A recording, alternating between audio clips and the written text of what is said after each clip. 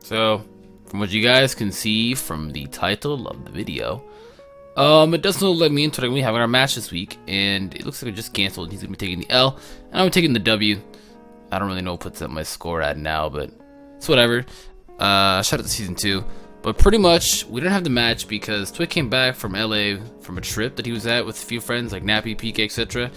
And he came back late last night. We're supposed to have the battle like yesterday, but we didn't because he just didn't have enough time to prepare and everything, which I don't blame him. He didn't have enough time to prepare. The trip was last minute, so yeah, he didn't have enough time to prepare. So it looks like I'm gonna be taking the L. The W this week is gonna be taking the L. So I don't really know what that puts me at now. I think I'm 8-7 now, which I mean it's an awful score, but hey, it's been an unlucky, rough season. So I guess UCL's now over.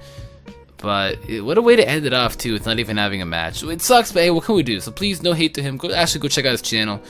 He's got some good content. But I guess I could do the team building. So I did have originally a team building video. I was prepared and everything. I have a Mons Gen and everything.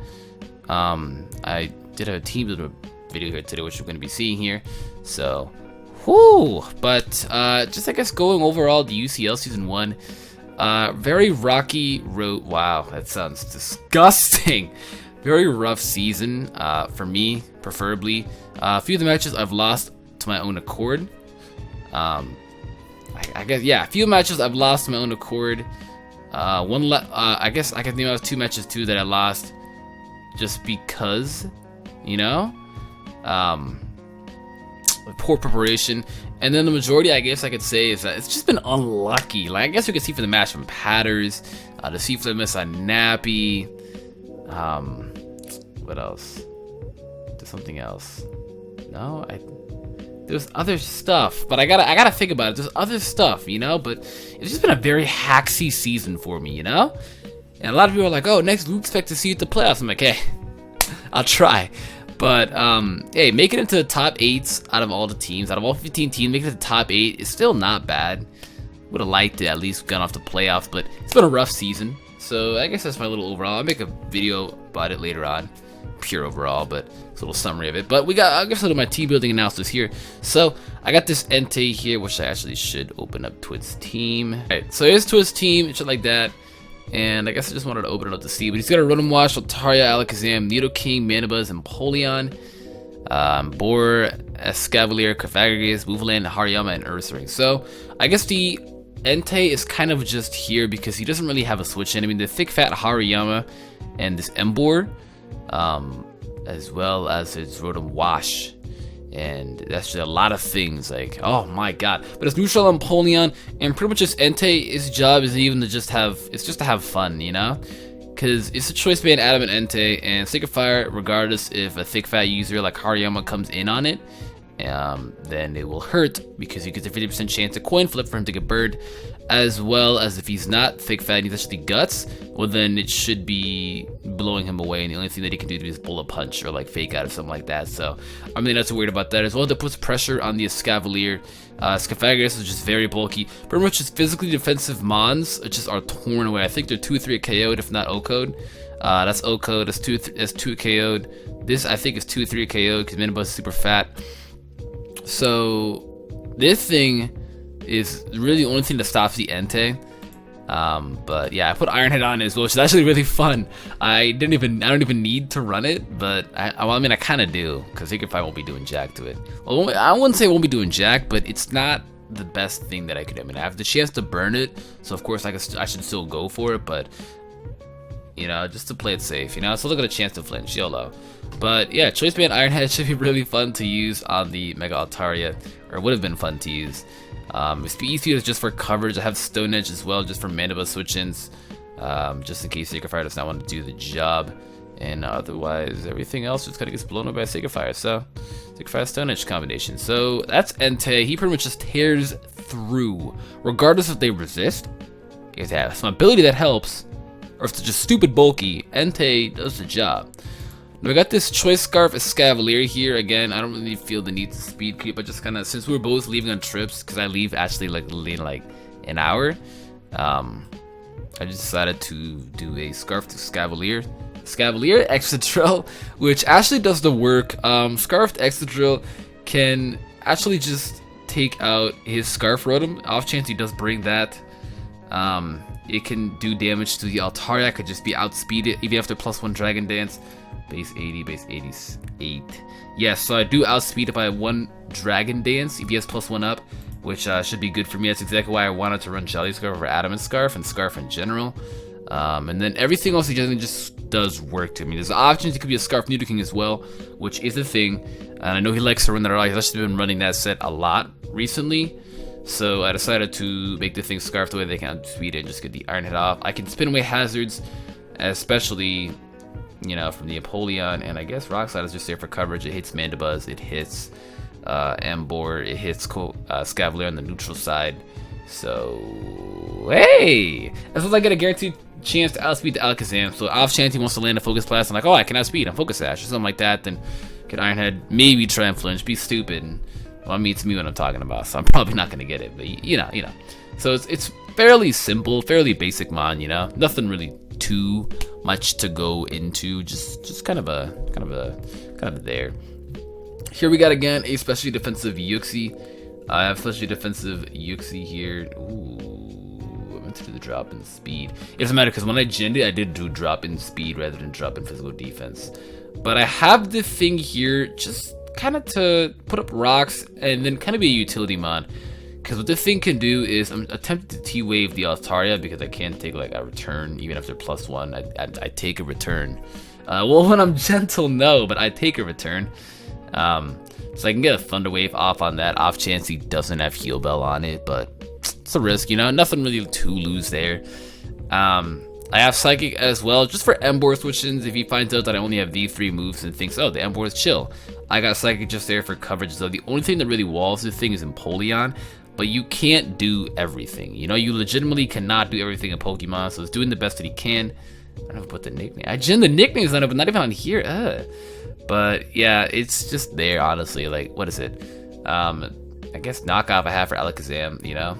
Just there. Time to knock off the Sash, so that way that Excadrill can get a guaranteed kill off on that. Yeah, knock off the lefties on this thing, because I know this thing's probably going to be a common switch in on the Yuxi. As well as this, knocking off their lefties would actually be very beneficial. Same with this, just a lot of walls he'll most likely probably be bringing out, so yeah. So Yuxi's fairly simple and basic. We got the Keldeo here, those Splash Plate Keldeos. Shout out to this Keldeo Splash Plate though. You could tell that I didn't speed creep. I didn't, because I just rushed into this. By rushed into this, I mean, like, I don't know, I just kind of threw these guys together. But we got this Splash Plate Keldeo. Shout out to that. It's gonna bluff the Choice Specs or Choice Scarf, and it's going to make him think that I'm locked in. And I don't really plan on flipping my moves. I could get a Scald off on an incoming Rotom, and if it's not especially defensive, I think with the combination of Rocks and Scald, Secret Sword, I wouldn't say it's going to take it out. I need to get a little bit lower than that, but you know what I mean. It's going to be doing a good amount of damage, as well as I can Scald the incoming Empoleon here, and then Secret Sword and be able to one-shot that. I could definitely Scald as well. Yeah, just those two. I could have Scald the Altaria as well. I'll be able to outspeed that thing, and I'll get an Icy Wind off on that. So it should actually be very beneficial, because I know that if it's ever Altaria v Keldeo, he's not gonna predict me to stay in. He'll most likely predict me to swap out and do a Dragon Dance. That's his mindset. I watched a lot of his recap videos, so I understand his mindset quite well. But that'd be his mindset to try and take on the Keldeo. Dragon Dance on the swap out into the Excadrill or Entei, hell, even Alomomola. So that's probably what he would try and do, as I could just Ice Wind to get the speed drop, and then Ice Wind again because the speed is gone, and he's gone. So yeah, that's a thing. Splash Play Keldeo, high key Splash Play Keldeo. Sounds like it'd be a lot of fun. Like, it actually sounds like it'd be a hell of a lot of fun, but unfortunately, you know, we'll be having a match. We got this Alomomola here, just defensive Alomomola. Why is this at 8? Oh my god, this was at 24. Oh my god. Please, I hope to god I gen that right, because 8 doesn't do anything if you're at level 50. It doesn't do anything at all if you're at level 50, which I don't know why any of these guys are level 50. It's whatever though. But pretty standard Rocky Helmet Amamola, just here to kind of dwindle down the Altaria, as well as you have the physical Nidoking. Definitely Hariyama as well, because that's kind of scary. He's got scary physical threats. I mean, look at it. 1, 2, 3, 4, 5, 6, 7. His entire team is all physically offensive. The only thing that could be a threat, especially offensive, really I see is the Alakazam and Nidoking, because Nidoking ran that way too. Special Altaria Mega is really not scaring me. But yeah, that thing actually could be quite terrifying. So I have a defensive Amamola with Rocky Helmet just to dwindle down all of his physical threats. As well as if he has Wild Charge, he's taking he's taking recoil damage. I'm scalding him. He might live, even with rocks, but it's okay because he's just gonna be taking that damage. So, I mean, I guess I can wish. I'll most likely wish on that. What would be the smarter player to do? So I would wish on that. But I'm pretty much what it's doing is trying to dwindle down his physical offensive mons. That way, that once, especially when the Altaria is gone, Keldeo kind of just runs house. Like I don't want to be that guy, but once like this and this are gone, like he doesn't really have a switch into Keldeo. I mean, this Mandibuzz can't do jack unless he doesn't run like a Brave Bird Mandibuzz, which I know was in 5th gen. Since Keldeo was super OP Mega broken in 5th gen. But yeah, pretty much this thing is just here to take physical offensive moves and just be a bitch. Honestly, I'm always a bitch Pokemon. And last but not least, the Shaman, the AV Shaman I got right here. I got an AV Shaman right here, so it should be some fun stuff. AV Shaman, just because of the fact if he runs off chance he runs a special Altaria, I can guarantee take a Sludge Wave, Ice Beam, take a lot of things. I don't know about Sludge Wave. Actually, I don't know, because I did this team build video like a week ago, but like here's me doing it a week later. So I think someone correct me if I'm wrong. I most likely am wrong, but I don't think that I can take an Ice Beam, or not Ice Beam, Sludge Wave. But I don't think he's gonna freely go for it when I have an Excadrill. So yeah, pretty much take anything else. It's a great switch in on Empoleon, is what I'm trying to say. Fuck Nidoking. It's a great switch in on Empoleon. I'm sorry, it's like 4 AM right now. Right? I'm leaving soon for like a flight to YOLO, but it's such a great switch in to Empoleon. Hard Wall's the thing, even at his Ice Beam. Base 100 stats across the board. Ice Beam ain't doing jack. As well as Rotom as well, it just laughs at Rotom. Both stab moves, it laughs at it. I have Natural Cure. So Shaman honestly is the greatest Rotom counter in existence. I remember when everyone in 5th gen was like, oh, Gastrodon. Bro, burn the Gastrodon. Gastrodon cannot touch you back. Shaman is the greatest counter. Well, I mean, there's Celebi, which... but let's not talk about Celebi. I love Celebi. I might draft that next season. Who knows? But this thing is pretty much here. Again, it's just to stop the Rotom. It also stops, Empoleon as well.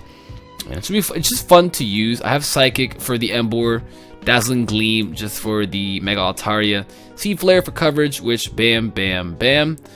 And then Earth Power as well. It's just kind of there, as well for Nidoking as well. Even though I have Psychic, Earth Power is just there as well for the Nidoking. It's also there for the Empoleon. He hits harder than Seed Flare, so... yeah, but that should be it for the team recap, and that's really about it. You probably should see another video of my season 1, my thoughts about it and stuff like that, like recap and shit like that. So you'll probably see that, and yeah. So I don't want to say it's a fun season. It's been an interesting season, let's say that. But it's gonna be it. So if you guys enjoyed, give the video a thumbs up and check out Twit in the description. And with that being said, I'm out. Goodbye.